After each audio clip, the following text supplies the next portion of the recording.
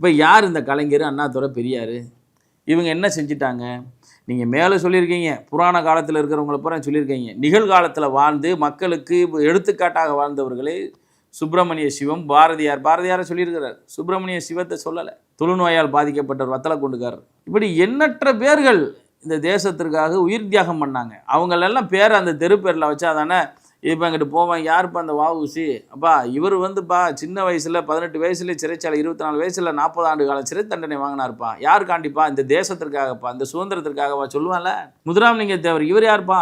இப்போ அவர் 4000 நாட்கள் சுதந்திரத்திற்காக பாடுபட்டார்ப்பா. யாருப்பா இந்த புலித்தேவர்? இப்போ வெள்ளக்காரனை முத எதிர்த்தாருப்பா. வெண்ணி காலாடி யாருப்பா? எப்போ அவர் படத்தளபதியில் 2வது தளபதியாக இருந்தாருப்பா. அவங்க பூரா வெள்ளையனை ஓட விரட்டினாருப்பா. அடுத்து யாருப்பா? அந்த ஒண்டி வீரன். தன்னுடைய ஒற்றை செய்தி அந்த ஒன்றி வீரன் உளவு பிரிவில் இருந்தவர். தன்னுடைய செய்திக்காக தன் கையை வெட்டிக்கிட்டு ஓடி போய் பூலித்தேவன் செய்தியை சொன்னாருப்பா. இந்த வரலாறு எப்படி தெரியும்? வெளியே எப்படி வரும்? மாமன்னர் மருதுவாண்டியர்கள் யாருப்பா? அவங்க இறுதி வரைக்கும் போரிட்டு மாண்ட ஒரு மனிதர்களுப்பா. அவங்க இந்த தேசத்துக்கு அடிமைப்பட மாட்டேன்னு சொன்னாருங்கப்பா.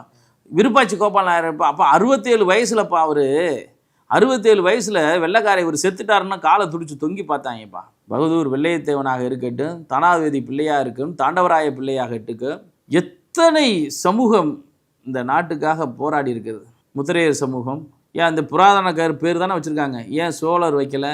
ஏன் பெரும்படுகர் முத்திரையர் வைக்கலை? நீங்களாம் வைக்க மாட்டீங்க. ஏன்னா நீங்கள் இப்படிலாம் வச்சுட்டாங்கன்னா இந்த மக்கள் தமிழ் சமூகம் பூரா ஒன்று சேர்ந்துடும்.